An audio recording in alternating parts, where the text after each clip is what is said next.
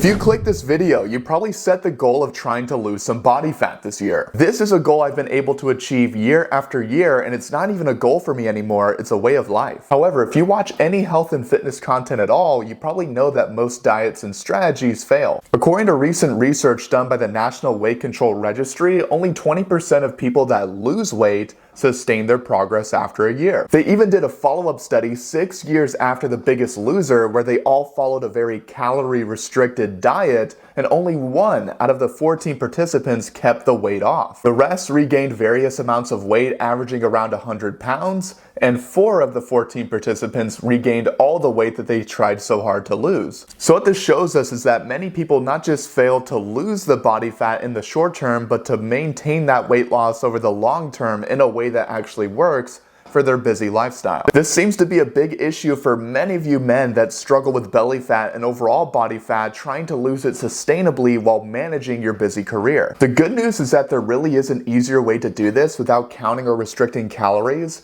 without having to be in a caloric deficit, or without having to follow any fad diet. As long as you address the root cause of why you gain this body fat and you reverse it with the right strategy that works for your busy schedule, you can absolutely achieve long-term results. So in this video today, I'm gonna give you a 5 simple step process that you can plug into your routine today and follow in 2025 so you can not only lose this body fat, but keep it off forever. So stick around to the end because the last step is by far the most important, and if you miss any of these steps along the way, you're gonna be missing out on some serious long-term progress. My name is Bobby O'Brien. I've been advised and mentored by a medical doctor with 40 plus years of clinical experience, and I've helped dozens of career-driven men all around the world lose their belly fat, lose weight sustainably in a way that works for their busy schedule and lifestyle, and I maintain a body fat percentage that's well under 10% year-round while managing my own busy schedule. So without further ado, let's jump right in. So simple step number 1, we have to address the root cause of why we gained this body fat in the first place. Why is it even there? Why do you have belly fat? Why do you have body fat around your skin, around your legs, or anywhere else? It's because it was stored by a hormone called insulin. Insulin, in simple terms, can store fat, and one of its main responsibilities is growth. And it can grow good things or bad things. It can grow the size of your muscles, or it can grow the size of your fat tissue anywhere around your body. And when insulin is high in the blood, you'll store fat. But when insulin is low, you won't, and you'll actually burn it. And that's one of the biggest problems with coaches and influencers that have you follow a calorie-restricted diet, or with anybody else in The Biggest Loser, because you're, 1, not addressing the root cause of why you gained this body fat, and number 2, you're following a strategy that is super unsustainable. It's not a lifestyle change, so even if you were to lose 25, 50, or even 100 pounds, like any of the participants in that documentary, you end up gaining most of it back because it's not something that truly works for you and is not sustainable. So that's step number 1. You have to focus on the root cause of why you gained this body fat, because all these fad diets, caloric restriction, or any other numbers or quantity-based approach is not going to address that. And whenever you address insulin, you also address your current status of metabolic health. Metabolic health is just a fancy term for describing how your body responds to the fuel that comes in and how fast it burns it. And if your insulin levels in the blood are very, very high for too long, you're not just storing fat, but your metabolic health is very poor.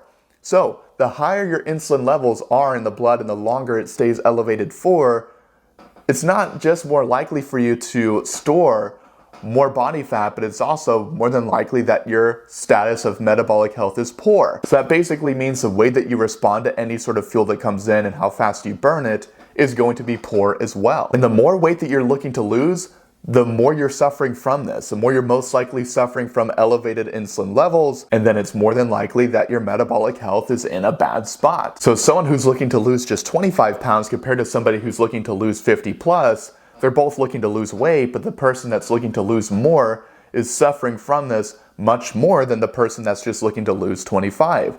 Their blood insulin levels are most likely going to be much higher. How fast they're burning energy is going to be much slower, and they're going to be responding to that energy in a much more negative way in comparison to someone that's looking to lose 25 pounds or somebody, of course, that is much leaner. The leaner you are, the more muscle mass you have, the more metabolically healthy you are. The less muscle mass you have and the more body fat you have, your metabolic health is more than likely in a poor state. So step number one is all about addressing where you fall on that spectrum and then how you actually got to where you are right now in the first place. So now that we followed step one and we know why this body fat is there, we can follow step two and learn how we can actually reverse this. So step number two, we're gonna go over how to get rid of this body fat by making sure you get what's called a good insulin response. Like I mentioned before, if insulin is high, you'll store fat, but if insulin is low, you will not. So we wanna make sure we're eating foods that keep insulin low and don't spike this hormone,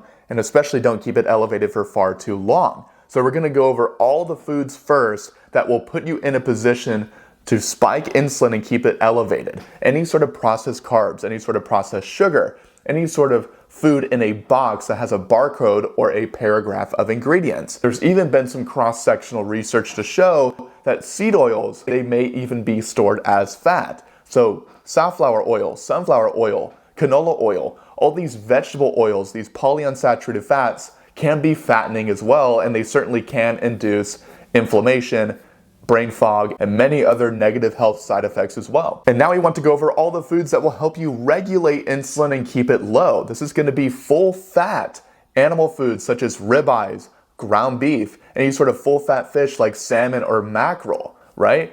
Any other animal food, especially the animal foods that are higher in fat, are going to help you control insulin and lower insulin levels as well. And the reason why you want to eat more full fat animal foods is because you do not see a response at all whatsoever from insulin whenever you eat fat. So even if you were to eat a whole stick of butter, which is pure saturated fat, and none of you are going to do this, you will not see a response from this hormone. Insulin goes up when there is sugar, especially when there is too much of it. And whenever you're consuming pure fat with zero sugar, insulin does not go up at all. There's no insulin response. You don't get an insulin response, you don't store fat, which is exactly what we want. So instead of getting the 93.7% ground beef, get the 85.15% ground beef. So you can get more of that fat in your diet, get more of that satiety so you can stay full for longer and mitigate any snacking. And then of course, get no insulin response and your likelihood of storing fat is basically zero. And full fat animal foods should be good for anybody unless you have a very rare genetic predisposition where you have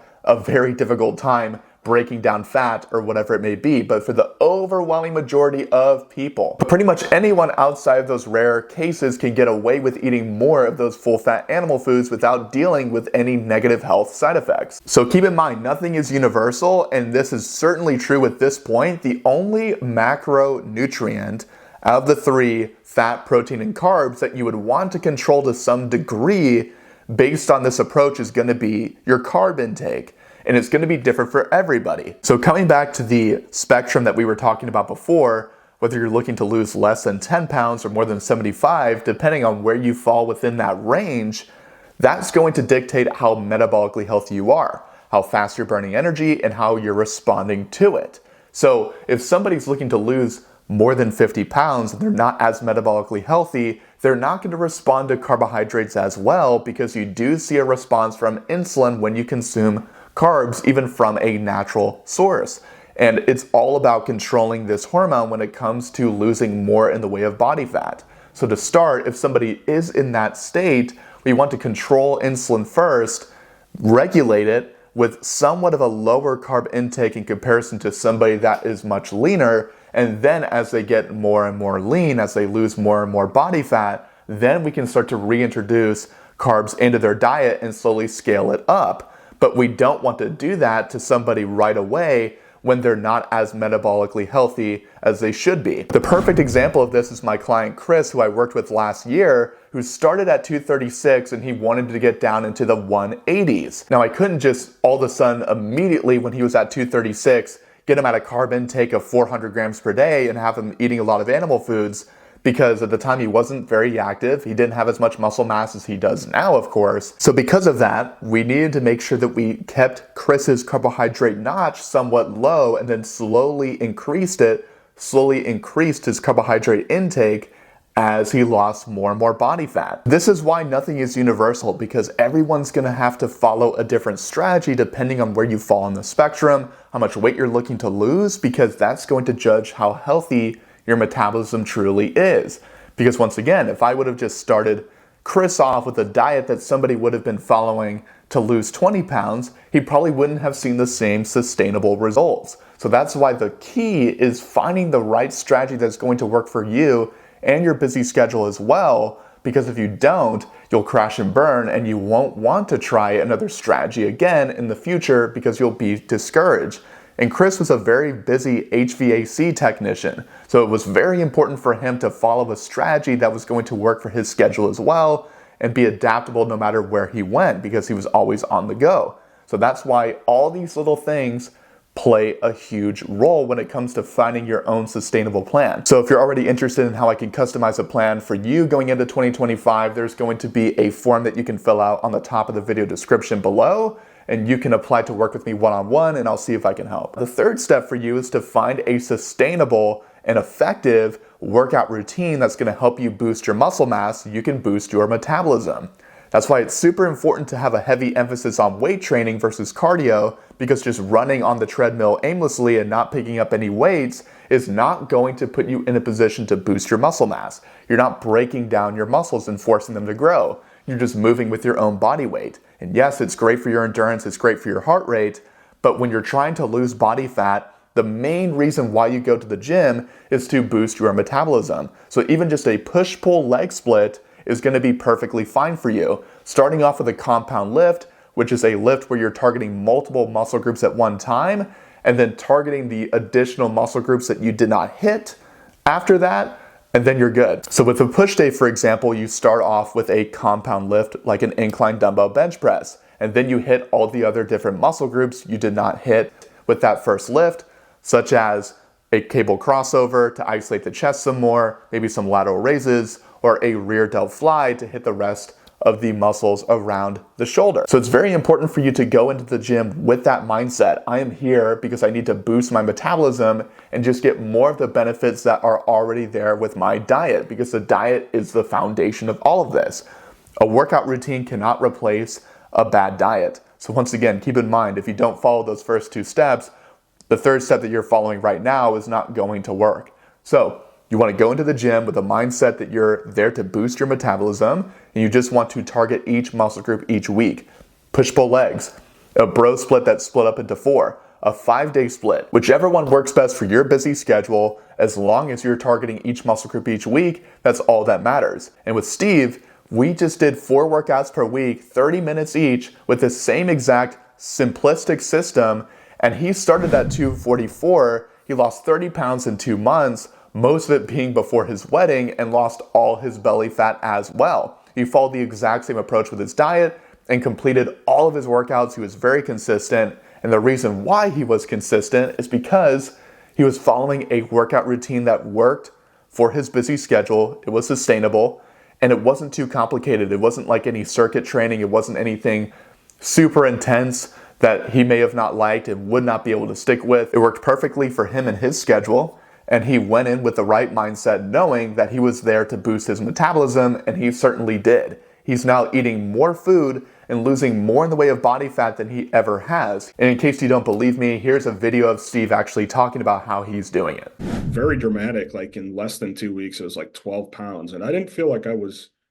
didn't think that something like that was ever possible, outside of like some illness or something, but it really worked, in terms of the counting macros and calories. That goes against everything I've ever heard in my life about dieting and exercise.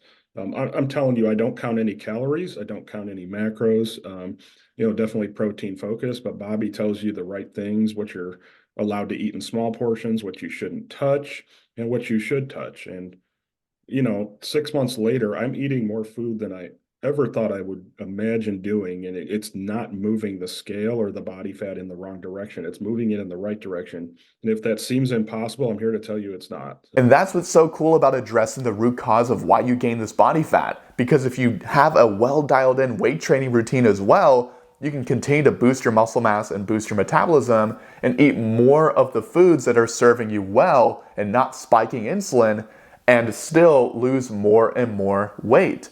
You actually decrease your metabolism whenever you're doing a caloric deficit or eating less than what your body actually needs. And when that happens, your body will go into what is called a starvation mode and hold on to the fuel that it has and lower its metabolic rate to meet its state of balance, right? And that state of balance is homeostasis. So if there's less fuel coming in than usual than what the body actually needs, the body will adapt and lower the rate at which it burns that fuel. Your metabolism will go down, but the opposite is true as well. If there's more in the way of that good quality fuel coming in, as long as it is giving you a good insulin response and you're following step 2, then it does not matter how much of that fuel is coming in, as long as you are getting fully satiated and you're getting a good insulin response, you can get away with eating more food and losing more body fat, just like Steve there. Now, step number 4, we're gonna talk about the things that you should avoid and you should not do, things you should avoid doing this year that actually don't address the root cause of why you gained this body fat to begin with. Now, we briefly touched on this earlier, but there's 5 things that you don't want to be doing with your nutrition if you don't want to address why you gained this body fat to begin with,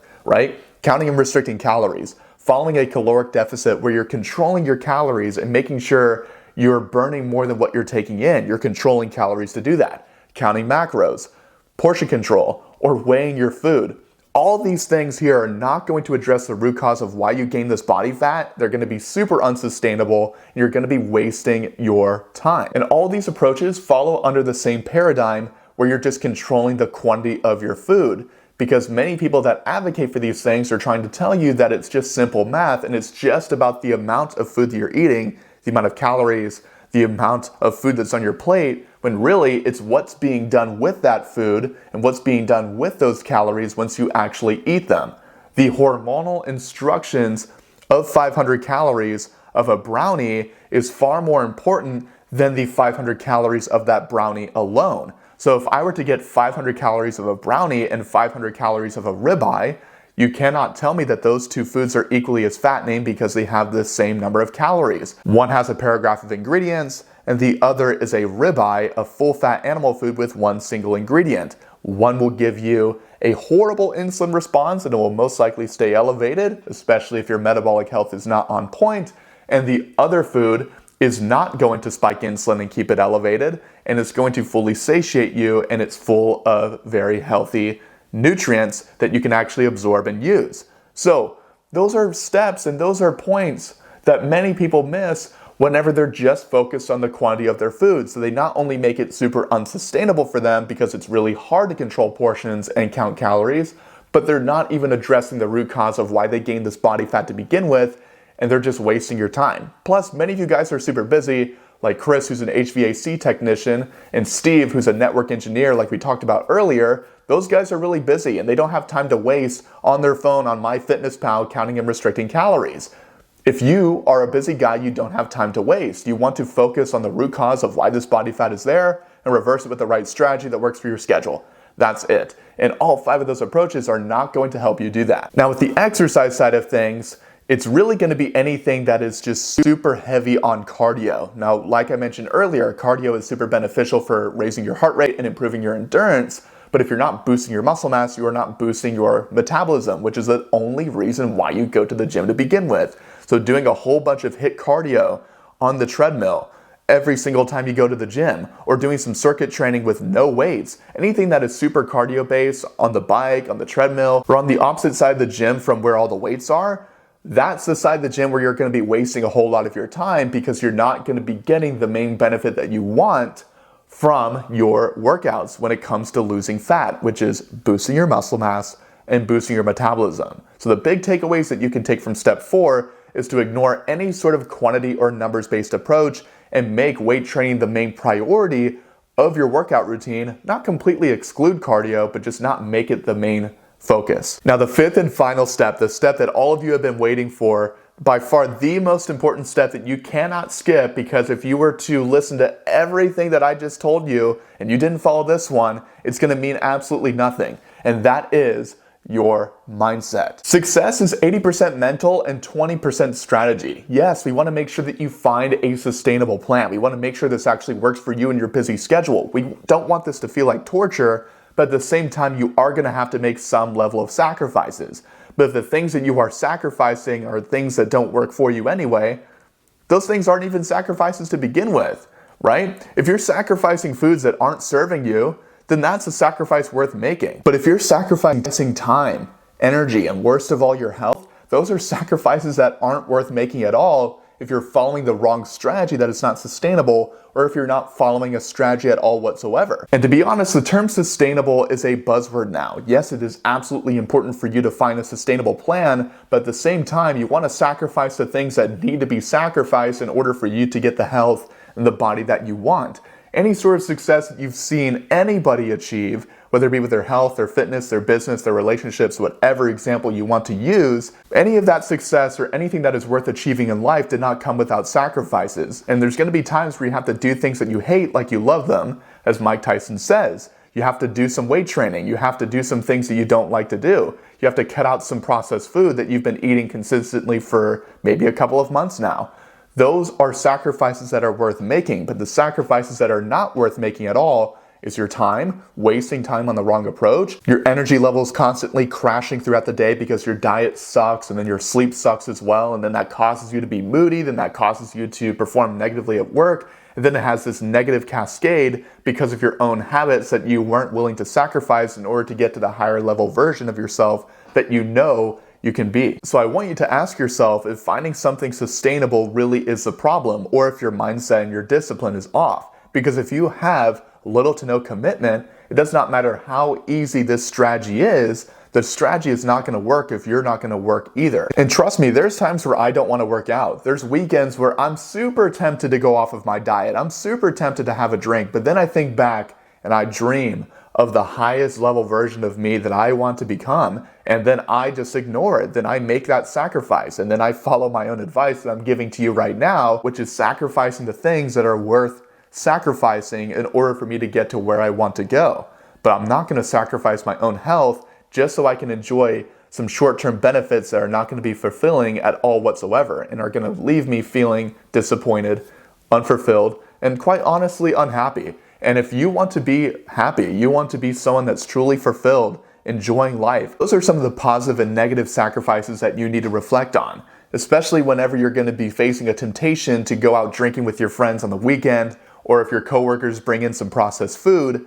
You want to think about the negative and positive sacrifices. Is this a negative sacrifice where if I sacrifice this, I'm going to be sacrificing something that's negative in order for me to get a positive outcome? Or am I sacrificing something that's positive to get a negative outcome that may make me feel good for a moment, but it's not going to make me feel good and healthy in the long term? There's good and bad sacrifices for everybody, and you have to pinpoint which one of those sacrifices are going to be important for you in your own life and in your own journey. And if you don't, all of those other 4 steps are going to mean nothing because you can't execute that strategy without the right mindset. Every man that I've worked with has followed all 5 of these strategies from number 1 all the way to number 5, and they're all losing belly fat, they're losing weight sustainably, their energy is high, their clothes are fitting better, they're feeling super confident, and they're the highest level version of themselves because they took action no matter what year it was, no matter what month or date. They followed all of these steps with the right strategy in a way that worked for their busy schedule. So if you want to take on 2025 and start this year out strong and start losing body fat consistently and sustainably in a way that works for your busy schedule as well, go ahead and check out all the links down below in the video description. Now, the first is going to be a form that you can fill out to work with me one-on-one, and then I'll review that and see if I can help. The second is going to be our transformation overview, an overview of the many transformations these men have seen working with me. And the third is going to be a playlist of these video testimonials of these guys talking about the great results that they've seen. So if you're interested in working with me one-on-one, or you'd like to learn more about how I can help, all those links down below will be very helpful for you. But other than that, that's pretty much it for this video. Feel free to leave a like, comment, and subscribe, and I'll see you guys in the next one.